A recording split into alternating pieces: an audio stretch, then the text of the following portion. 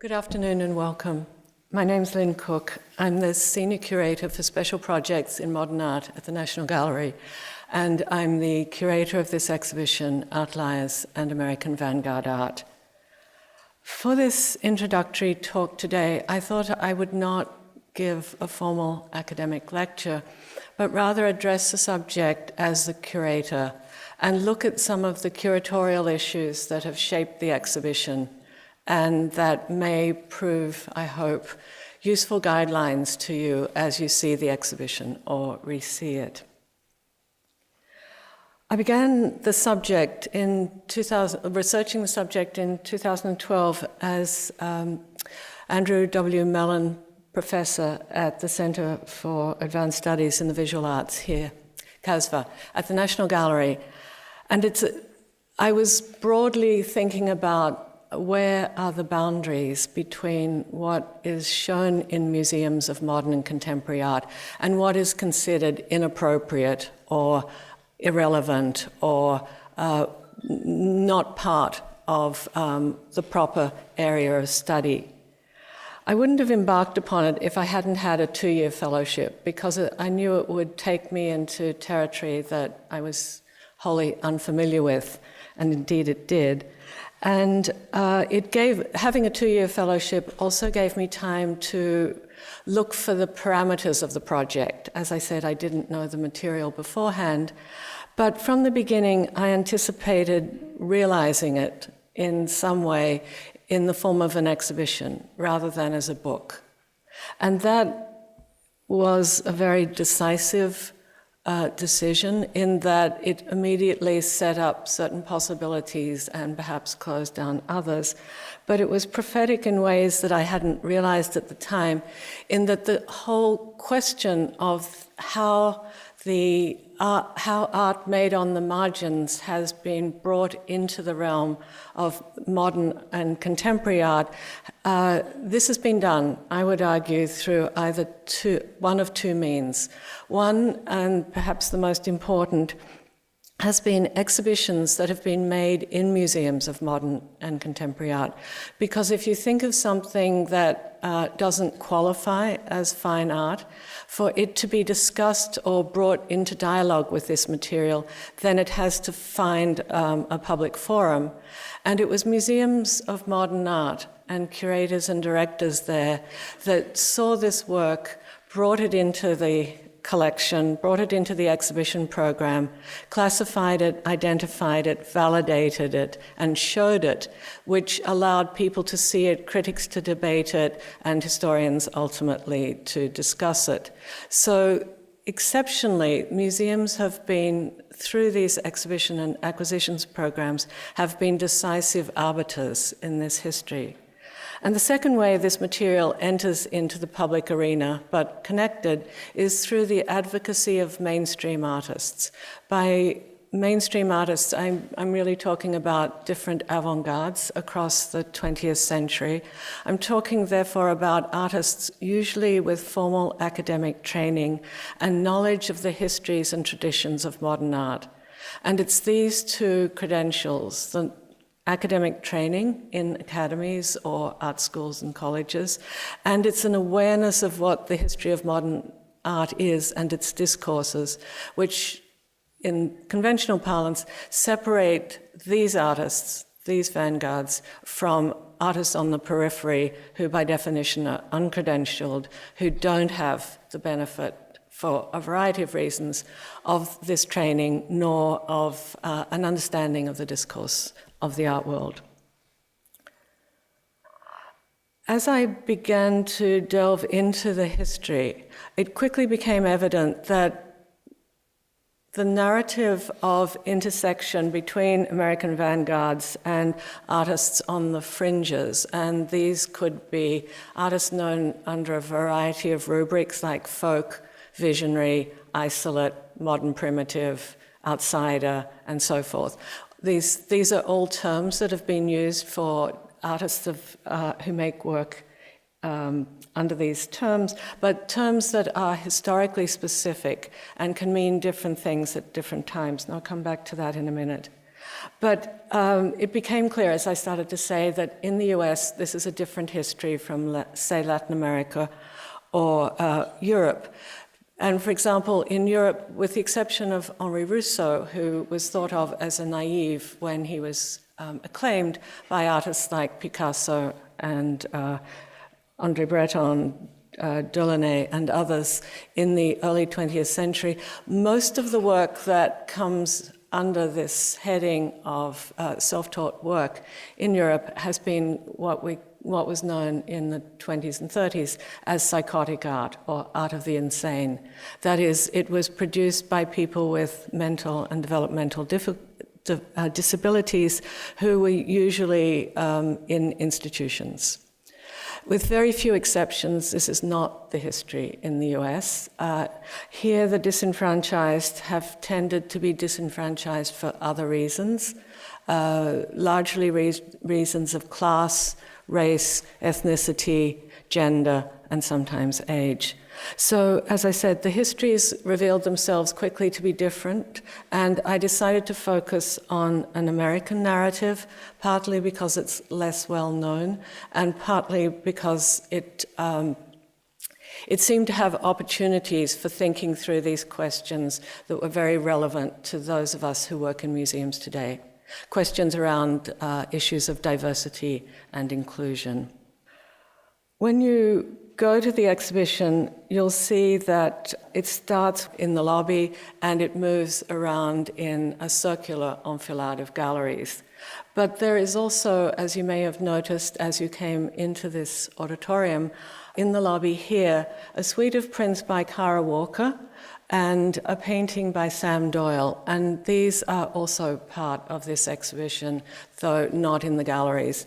And they're positioned there because I think that they speak to the making of cultural narratives. After all, in an auditorium, like this, there will be film programs, there will be a symposium, there will be lectures. And in this way, histories of this material will be contested, unfolded, and perhaps remade in certain respects. And these two works both bear upon the making of history, who actually is authorized to construct histories, what we regard as official histories.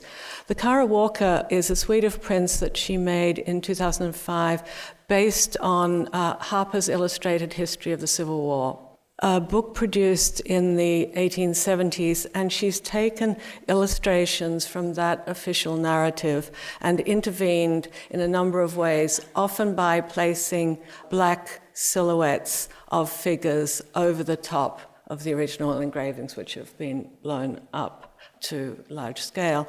And in so doing, she's talking about those who are excluded from the official narratives, those who have other views on those battles, those historical episodes, those voices that were not written into the narrative in order to make us think about how history is written, by whom and for whom.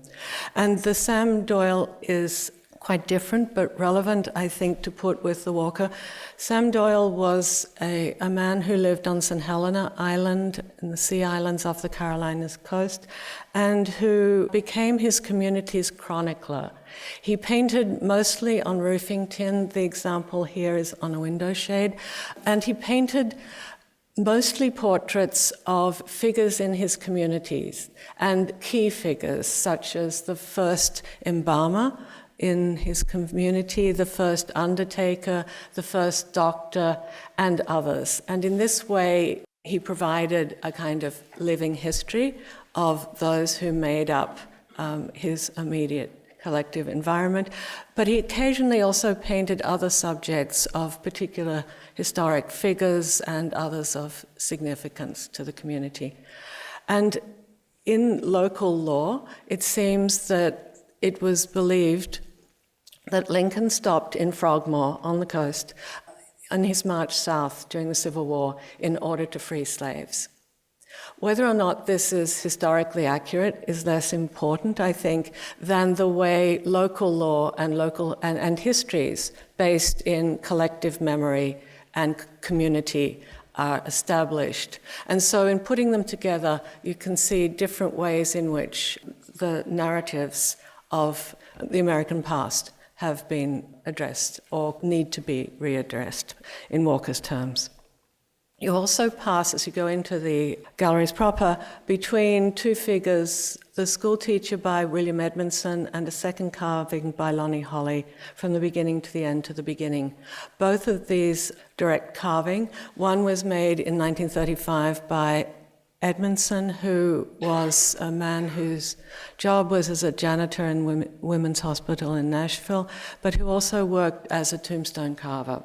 Through a series of events, his work was brought to the attention of Alfred Barr, who was the founding director of the Museum of Modern Art. And Barr, by 1935, was beginning to move very strongly in the campaign to include what he saw as modern primitives in the narratives of modern art that were being written by that institution through its exhibition programs, its acquisitions in its collections, and through the discourse it generated. And Barr decided that there should be a solo exhibition of Edmondson's work. This took place in 1937. It was the first time work by an African-American artist had been shown at the Museum of Modern Art, which had been founded in 1929, but already by the mid-30s had claimed the ground as the most influential and significant museum of modern art in the country. And it not only was it the first time that work by an African-American was shown in those galleries, it was the first time that an exhibition had been given to a self-taught artist.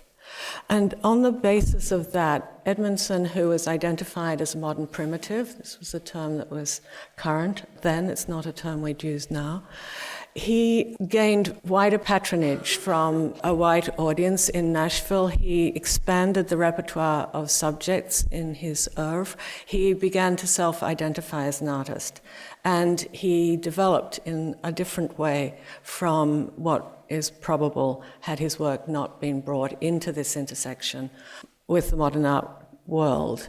And he gained agency to a degree in determining his, if not his career, at least his production and conception of his work.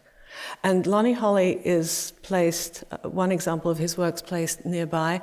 Lonnie Holley is the youngest of the self-taught artists in the exhibition. He's in his 60s, he's working very actively, he has a music career as well as a performer, and will perform here on April the 8th. But he's someone who is representative, I think, in one respect of self-taught artists working today, in that he disavows the term. His work was first brought into the circuits of mainstream museums as someone who had no training and who turned to carving with casting stone like this following a family tragedy when his nieces were killed in a house fire, and he spontaneously carved a kind of memorial tombstones for them. But as I said, Holley now, his work circulates in the art world, and he picks and chooses when he will have his work positioned and framed as folk or self-taught, but for the most part, he chooses not to. So these are like bookends of the show, in a sense. And then as you come down the steps, you enter the lobby proper to the galleries, and you immediately, I think, understand that you're looking at very contemporary work. And I position the works by these four artists there as both the starting point and the ending point to reinforce the idea that the questions that come up in the intersection of the world of self-taught artists, the work of self-taught artists with the mainstream, are questions of this moment. Even though, as I'll explain in a minute, there's a strong historical basis to the exhibition, it's the urgency of these questions as they face us now of inclusion and diversity that makes looking to the past relevant, I would argue. And what you see here is work by four artists. Two of them had art school training and have careers from that moment with galleries and museum representation. Two of them did not. But it's impossible, I think, to tell just looking at their work, and that's very much the point. Two were trained at Yale, two did not. One one of the two that did not had no knowledge of the art world's infrastructure, what going to an art school would be like, so forth. But all of them, all the women, all work with fibre, yarn and textiles. All of them are engaged, I would argue, with questions proper to sculpture and to painting in different ways.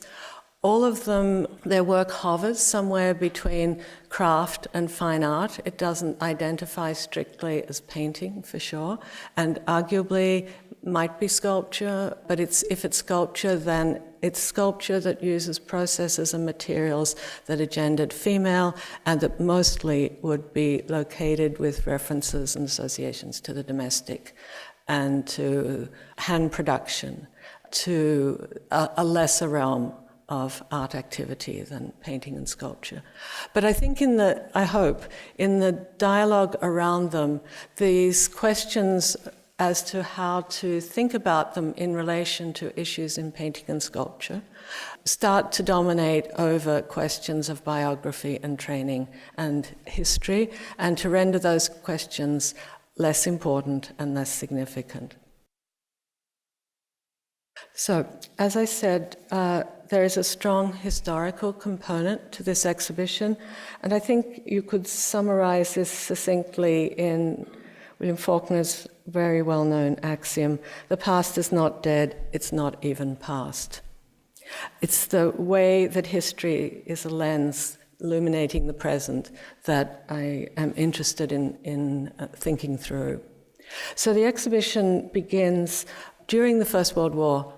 Immediately as war breaks out or seems imminent in Europe, many American vanguard artists who'd been living and working in Berlin or Paris come back, and artists start to no longer look to European avant-gardes, but to think about patrimony, to think about what an American art might be, just as the 20s moves forward, the question of American identity gains traction with immigration laws in 1924 that restrict immigration in ways that continue really up through the 60s, and through nativist cultural arguments that look for the roots of specifically American indigenous art form. And they turn above all to historic folk art, which up until that moment had not been considered of any significance whatsoever, and start to collect it, both the kind of limmer paintings like the one you see on the left, and they also collect whirligigs, signs, children's toys, artifacts, religious artifacts, and so forth, all of which they admire for several reasons, mostly to do with craftsmanship, for the abbreviated formal qualities, the economy of form, and the kind of succinctness, the flatness, the way in which outlines and contours are used to define form rather than elaborate modeling techniques and the like. And it's less a case of influence and more a case of affinity. They recognize in this aspects and qualities in their own work and embrace it. Some of them for strictly aesthetic reasons, and others because they're increasingly engaged with the question of what an American art might be. So these are examples of the kind of artifacts they looked at, and by the mid-20s, the Whitney Studio Club, which is the forerunner of the Whitney Museum of American Art, had asked one of this group of avant-garde artists to make an exhibition that was of folk art objects that he and his peers and friends had collected. And this is really the first example of a significant exhibition in the public arena that marks a bench point for when this work comes into close attention of the art world. At the same time, others like Elie Nadelman had become so enamored of this work that he was buying it in vast quantities and set up the first museum of folk and peasant art in Riverdale in the Bronx in the country, and collected records say 40,000, 60,000 objects of this kind, an extraordinary number. At a certain point, he lost his money during the Depression, and a significant part of his holdings was bought by the New York City Historical Society, where you can still see examples in their collection. But Nadelman's own work spoke to this too, as he changed from a kind of classicizing carving in marble to works in cherry wood, like the one on the left, which clearly look to folk art carvings and artifacts for reference. And in the works that you see on the right, these very small plaster pieces, which were never shown. They were made in molds, and his plan was that he would make multiples in molds, but then paint them individually and sell them to a mass market, not a high-end fine art market, and so reach a much wider audience, a demographic that was completely different from the inner circles of the art world. And his thinking was clearly inspired by the role of chalkware in the late 19th century, which was sold by traveling salesmen to people in small villages, towns, and the like. And so these are examples that he actually had. And also Charles Sheeler, who's part of this group, who is the first person to look at Shaker artifacts seriously from an aesthetic perspective, from within the vanguard art world. And he collected them. You see a painting of his domestic interior. There's a Shaker box on the table. It's a Shaker refectory table. There are rag rugs, there are quilts, and the like. And this is the kind of Shaker box. What you're seeing here is not I didn't bring actual artifacts in, with the exception of the paintings. You see a watercolor drawing, a watercolor representation, and this is one of 8 from an archive of 18,000 watercolor renderings of American applied arts, decorative art, furniture, signage, a whole wealth of material. And this was started in 1935 as part of the New Deal programs, which were devised under Roosevelt to provide jobs for artists in one section and for commercial artists and illustrators in another. And the plan was to find good examples of these works in every state across the country under strict supervision for quality control, and even the terms like the angle at which an object was represented, how finely the textile was rendered. All of this was carefully calibrated because the plan was that in the end, this huge archive would not only have given jobs, parts of it would have made exhibitions which toured the country, would have a pedagogical role, and it would also serve as a repository from which new design would be generated. What's also interesting is that when the plan was being hatched in 1935, it was by a man called Holger Cahill, who'd been one of the first to make exhibitions in museums of this material.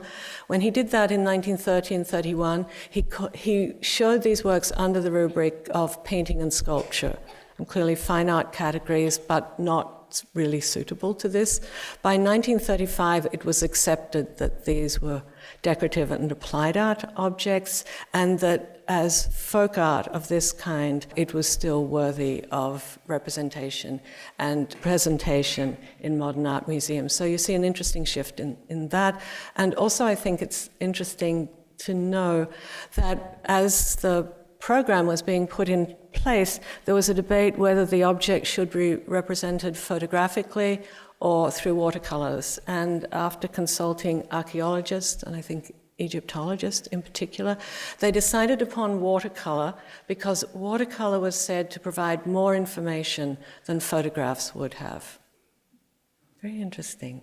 And very important, I think, in terms of thinking about art making at this moment.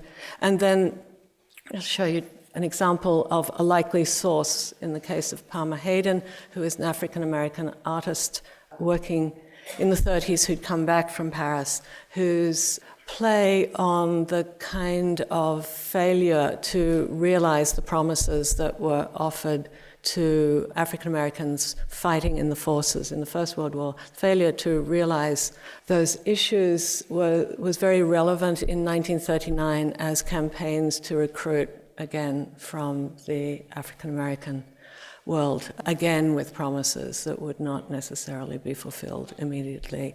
And the use of a carousel horse plays into this. But just as the white avant-garde was looking at folk and vernacular traditions, so African American artists were advised and encouraged to do so by critics and cultural historians. And within that history, music, of course, is of immense importance. The spirituals and gospels were recognized as amongst the greatest contributions to American culture at that time.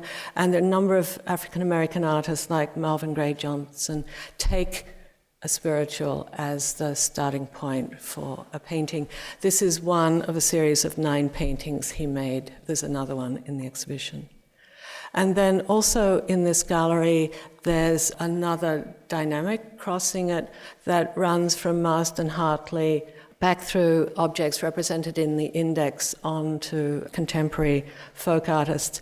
And this concerns the newfound interest, again, just after the end of the war, in the Southwest, in the cultures of Pueblo Indians and what was called Hispano art. That is the Spanish Catholic tradition that had come up through Mexico of making of religious artifacts, sculpture and paintings like the one represented here that are a kind of vernacular offshoot of the fine art traditions that had been brought from Spain to the New World. And Hartley, Marsden Hartley, who had been painting in Europe, in Paris and Berlin, comes back as war breaks out, first starts looking at work from the Northeast, like the folk art I was just showing you, and then goes to Taos and Santa Fe as a guest of Mabel Dodge Lewin and becomes enormously interested in this material, and you see it represented in one of a number of paintings he makes at this time. Also within this narrative of New Deal activities, as I said, it was not just commercial artists and illustrators who were given jobs.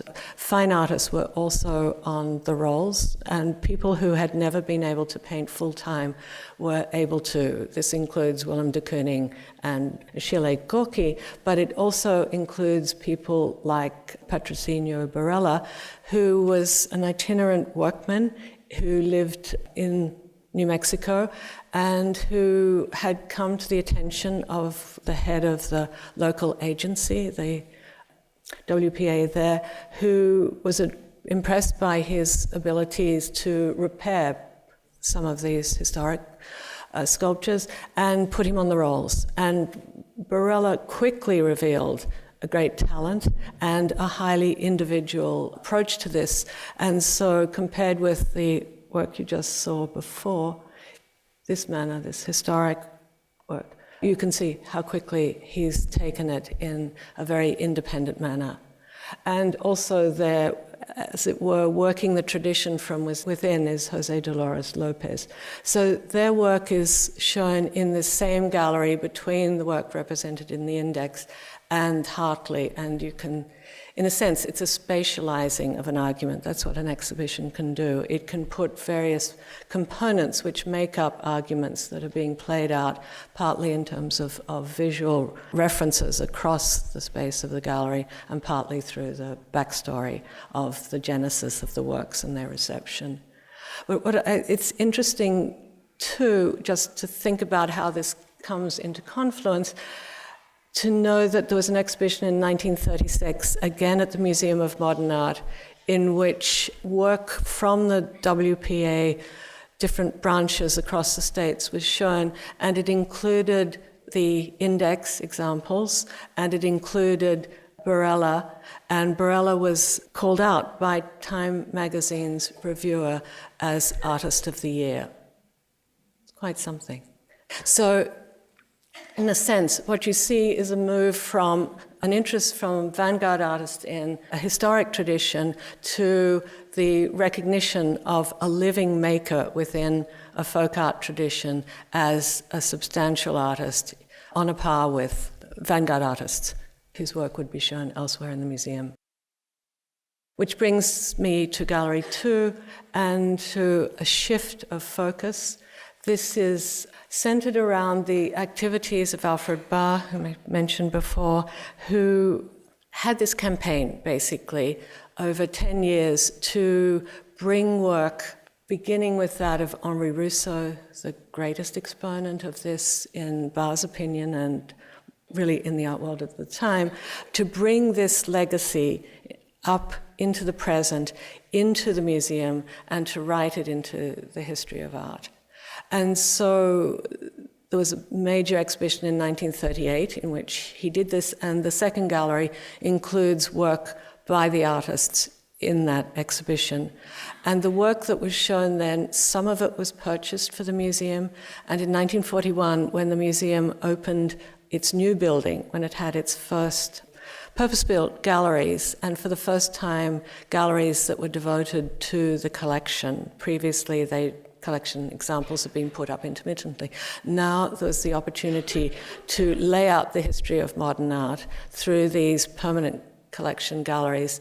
The very first gallery in this enfilade was devoted to modern primitives. In other words, this was the starting point, as the museum saw it, for the history they would trace subsequently through Cézanne, the four post-impressionists, Cubism, and on. So this gallery brings to light these works for reconsideration. Most of them, with the exception of Rousseau, which comes from, these examples come from the National Gallery, most of them actually come from the Museum of Modern Art, or most of them have been in storage since 1938, I think, with a few exceptions. And this is the only gallery where you see European work, the only gallery that has non-American work, because it was Barr's conviction that self-taught work of significance and quality was being made in the modern world. Therefore, it was being made in Europe, and it was made in North America, and it was very similar. It was not an American phenomenon, and so he directly contradicts the nativist arguments of the 20s and the arguments that the previous gallery had outlined. And so I've brought the European examples to put them in dialogue with the American examples, as he did, to make the point that this was a very different position and to suggest that maybe there are other ways of reading them. So what you'll see here is a range of work from Edward Hicks, who today is a much beloved artist, who was not at all known in the 1930s. And so Hicks's work is found again and brought into the museum. And John Kane, Barr regarded this self-portrait as the finest portrait made in the modern era by any American, trained or untrained. So again, a very big claim, and from our perspective, perhaps a surprising claim, when you think who else was painting portraits in the US in the 1930s.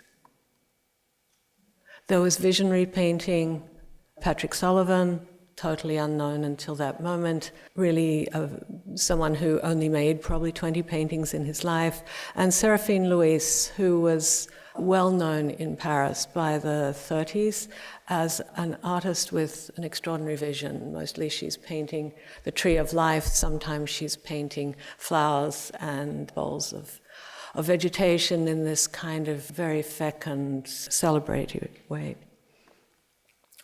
And a French artist, two French artists in fact, Camille Bombois, who was well known in the US already by 1938, Dominique Perronneau, who's painting a subject from history of the Franco-German War, in which Ferryman, who's a Frenchman, in an act of loyalty agrees to ferry the German troops across the Moselle. Halfway across, he cuts the rope and they all perish.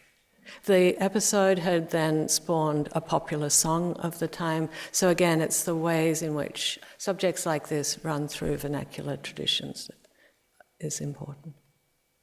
And the third gallery looks at the moment of the early 40s, where Barr's campaign, you might say, has become so successful that some of the self-taught artists are taken up by contemporary galleries. They are having exhibitions across the country. Their work is being seen on a level playing field, and the museum itself is doing other shows that present self-taught work without distinction or apology. This is a momentous moment, as I see it. And you can see here's Hartley in another vein in the late 30s, memorializing drowned Abelard, a friend of his, a seaman who died tragically, and he chooses this archaizing manner. It's not naturalistic painting, it's one that brings gravitas and dignity and a kind of hieratic solemnity to the figure. The Lost Felice is the sister, and it was Hartley's plan to establish a chapel, a memorial chapel for Abelard and his brother. But the point here is to look at what we would call primitivizing in the trained artist, and another example would be William H. Johnson, who'd spent 20 years in Europe before the outbreak of the Second World War, and who, on coming back, discarded a manner that was close to Soutine and Cézanne in favor of deliberate primitivizing manner, and took up subjects important to the African American community, which he was part, John Brown, the abolitionist, on the left, and again, this famous gospel. And another tribute to John Brown, who was a very significant figure at that time, by Horace Pippin, and an artist who was really the best known black artist of his day, work that's now in the National Gallery's collection. Pippin had no training, but again, after support from white critics and some patronage and gallery representation, he began to paint across the full spectrum of the academic genre, portraits, genre scenes, historical subjects, and the like. And in the galleries, he's placed opposite Hartley, whose repertoire is very comparable. Little known is the fact that Bill Traylor, who's perhaps today seen as one of the finest draftsmen in 20th century American art, his work was actually known at the time, albeit briefly. Traylor had been born a slave in Alabama, and right at the end of his life, when he was 80, he moved to Montgomery and was very poor, but spent his days on the streets making drawings. Drawings like these on found material, like the cardboard used to stiffen shirts, other kinds of papers. And his work was noticed by a young white artist who was just immensely struck by it, who provided him with more art materials, particularly poster paint, and encouraged him, and then kept the drawings for safety. And Charles Shannon, this young artist, sent some drawings to Barr because he thought they were important and would be of interest to Barr, as they were. And he hoped, obviously, that they would be included in the museum's collection. Barr, for reasons that are not known, initially proposed buying them for his own collection, as did other of his colleagues. And through misunderstanding, the deal fell through. Shannon withdrew the drawings, and they were seen briefly at Fieldston School, 42, and then they were not seen for the next 30 years. There was absolutely a sense that there was not interest for them. So while the story of Pippin leads, say, to a strong reputation, to opportunity, to agency, there are many stories like Traylor or Barella which end when circumstances don't allow the work to be cemented into the museum's realm, I suppose. And I'll talk briefly about this work because it's used on the catalogue cover, it's used on the banner as you come into the museum and on much of the press. And I chose it very deliberately because I wanted a work that would not be instantly recognizable, but I wanted a work that would have subject matter that spoke to the exhibition and that would also create a sort of sense of doubt or uncertainty about what exactly this work was doing. It's by Jacob Lawrence, who's a very well-known African-American artist. It's in a style that Lawrence is not really known for. Works like those in the Great Migration series, that's partly here at the Phillips Collection, partly at the Museum of Modern Art, I'm sure is familiar to many of you. Lawrence's work there are very few works that look like this. It's painted in 1943. He's still very young, and he's moving in circles in Harlem, a coterie of African-American artists around Studio 306, which includes such figures as Charles White and Henry Bannon, whose John Brown, sculpture of John Brown's is seen also in the exhibition.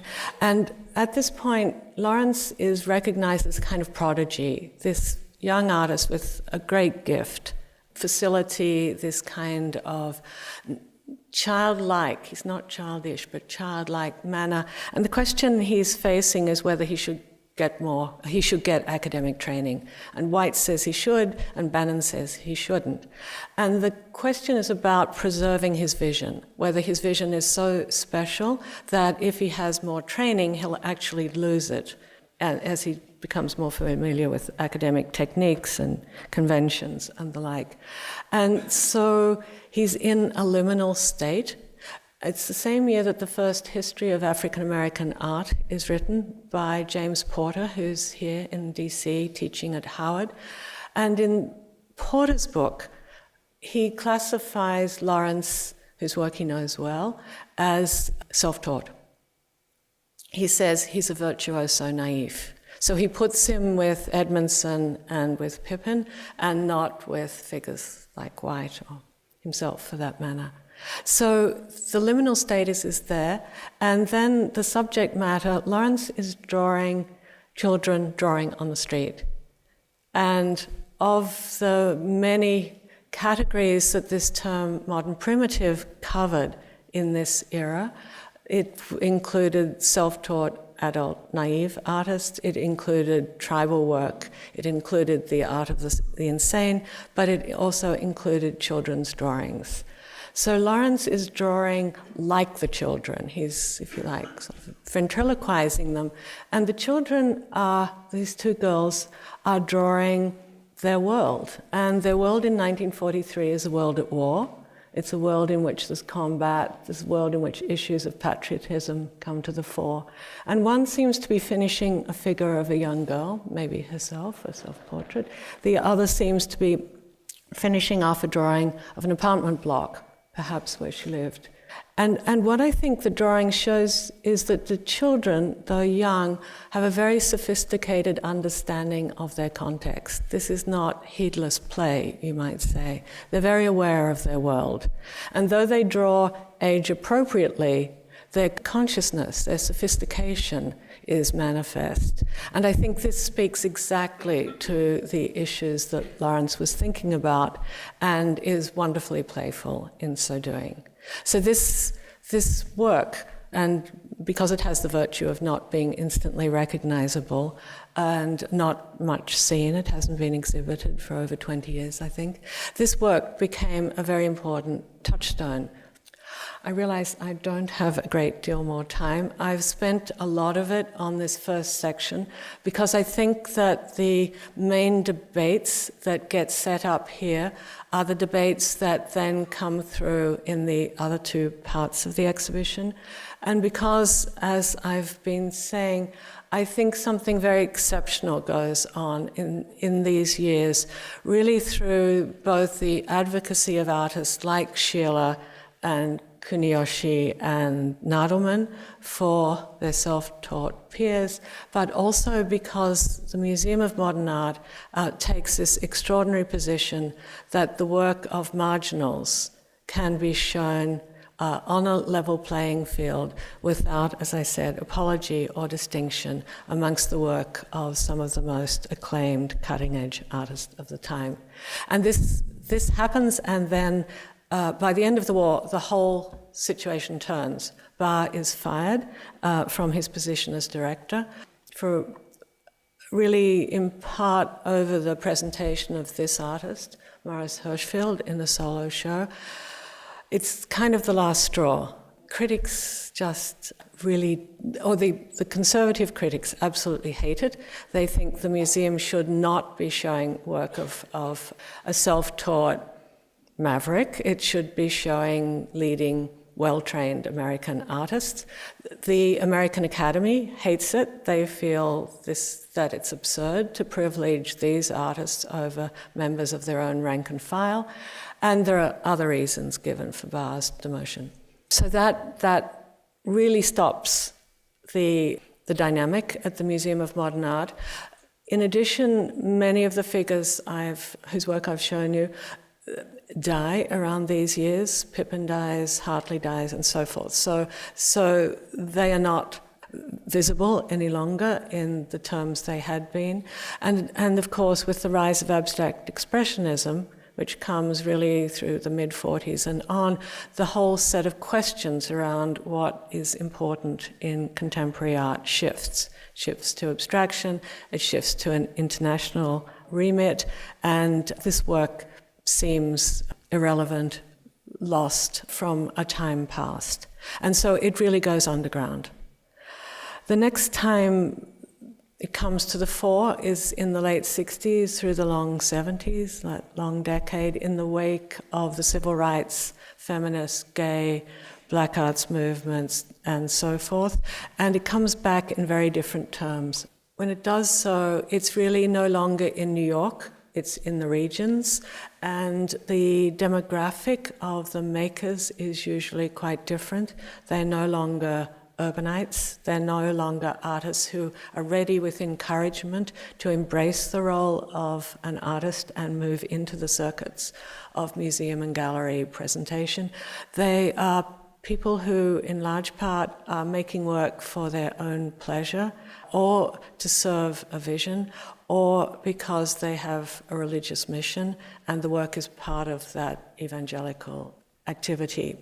And so in this second section, again at a time of great social, cultural, and political upheavals, through, as I said, from the late 60s through the 70s, find activity in very different parts of the country, above all around Chicago, with a group of painters who are graduates from the School of the Art Institute, who embrace the work of Joseph Yoakum first, who is an African-American man in almost his 80s when he takes up drawings. He's living on the south side of Chicago. He puts them in his storefront apartment window. They're seen by someone who's connected to someone in the art world, and quickly Jim Nutt and his circle of friends go to visit Yoakum, buy his work, bring Yoakum's work into their own exhibitions, and so it goes forward. So too with the work of Martin Ramirez, who had come to the US in the 20s looking for work from northern Mexico, who has a breakdown, who's institutionalized, and makes work in DeWitt State Asylum over a 30-year period.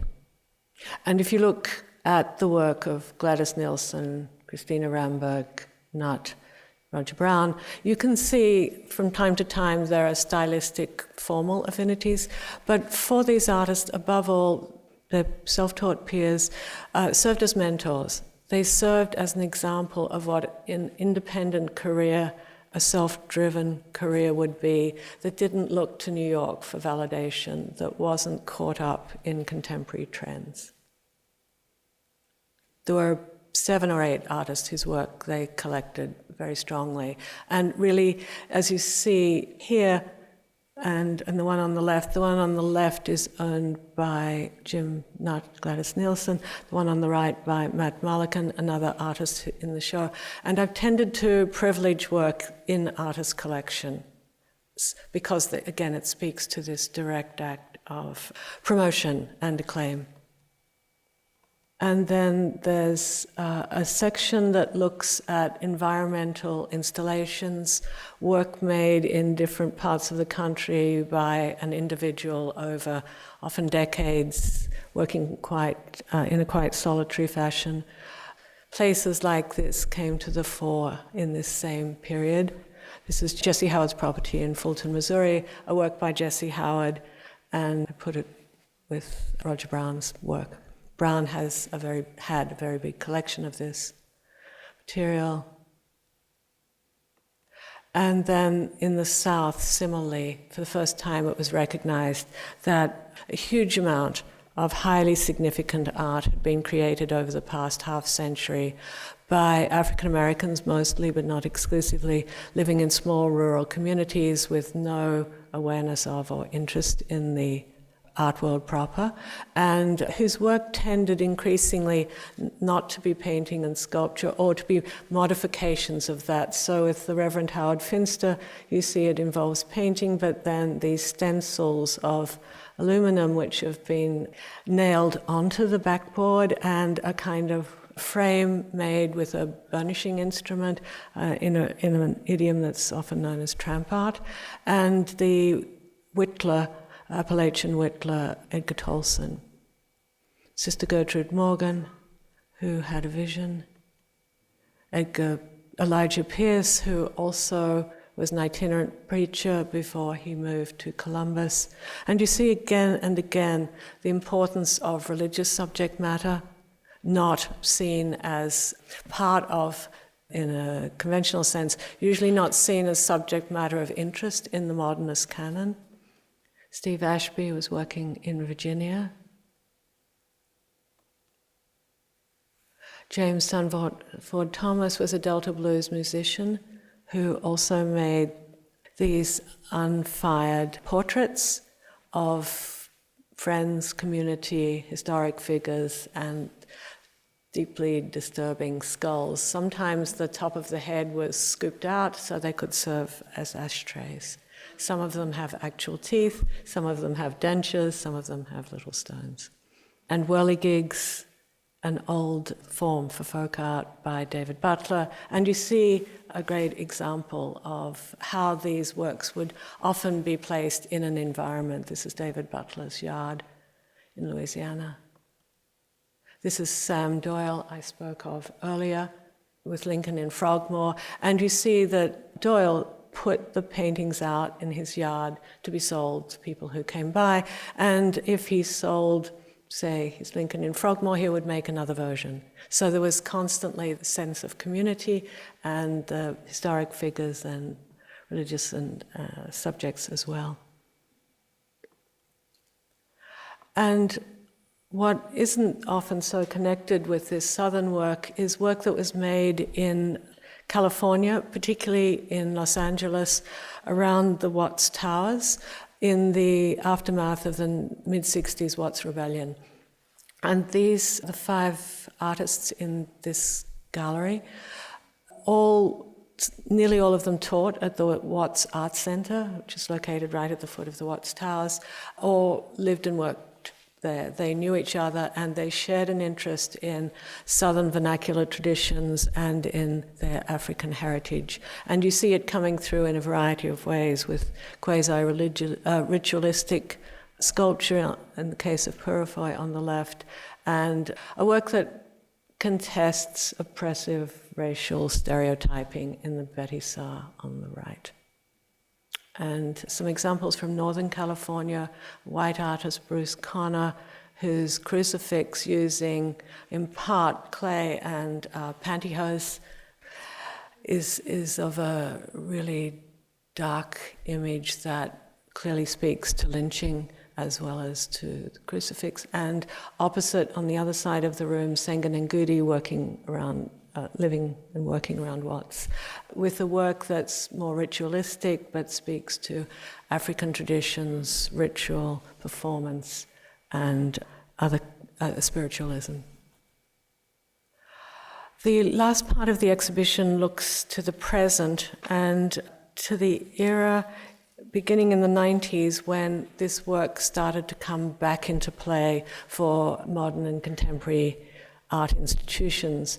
And it did so in different senses, but what I've tried to do here is pick 3 different subjects in order to question how one might go about integrating it again, whether to adopt the terms of a level playing field and put it all in together, or whether there should be some more defining contexts and situations. So one of them is abstraction craft and vernacular traditions, and it connects very directly to the work you find in the lobby that I started, where the exhibition concludes. And in this gallery, you see work beginning in the 1970s in New York by young artists who believe in abstraction but feel that the abstraction of the day has become moribund, that the work of Frank Stella and Gene Davis and the kind of leading fingers of the time had brought abstraction to a cul-de-sac. And in looking for a way to free it up or to make it relevant or to widen its remit, they turned to textiles and in particular to quilting traditions. And Alan Shields, who grew up in Kansas on a farm, learned to sew as part of the many things he learned to do as a farm boy, and starts making paintings about the support of a painting, the grid structure, and then decorates them with beads and ornament. And Al Loving, his contemporary, who's African-American, starts cutting up his paintings, tie-dyeing them, and restitching them in ways that speak to the memories of quilts that were made in his family. And two more examples. On the right, you see a work by Annie Mae Young, who is one of the very renowned Gee's Bend quilters. And the argument that Gee's Bend has been the site where the most radical rethinking of quilt traditions has taken place in recent years is a very strong one. And the women working in this isolated rural community clearly valued highly personal expression that undermined standard quilting patterns and traditions. And this became very much a practice after their work had been shown and bought, or the work of their mothers and the generation before them, in the late 60s, where it was sold through Bloomingdale's and other outlets on the East, which gave a sense that quilt making had offered them other opportunities than strictly functional ones, the necessity of making coverlets for beds, and also gave them a sense, I think, that personal expression was of importance. And over the next 40 or so years, through the work of Annie Mae Young and Mary Lee Bendolph in particular, you see these remarkable textiles that speak directly to painting but are not surrogate paintings in any sense. And finally, work by Rosie Lee Tompkins, whose very large textile is in the lobby. She is a woman who lived in Oakland, who learned, as many young black girls do from the South, to quilt while a child, and who took it up in midlife not to make functional quilts, but to make textiles, it seems. Very little is known about her. When, through a series of circumstances, her work was brought into contemporary art circuits, including the Whitney Biennial in 2006, a show at the Berkeley Art Museum, she adopted a pseudonym. This is not her name, because she wanted to preserve her privacy. It wasn't that she didn't value having her work in a fine art context, but she wanted to take that world on her own terms.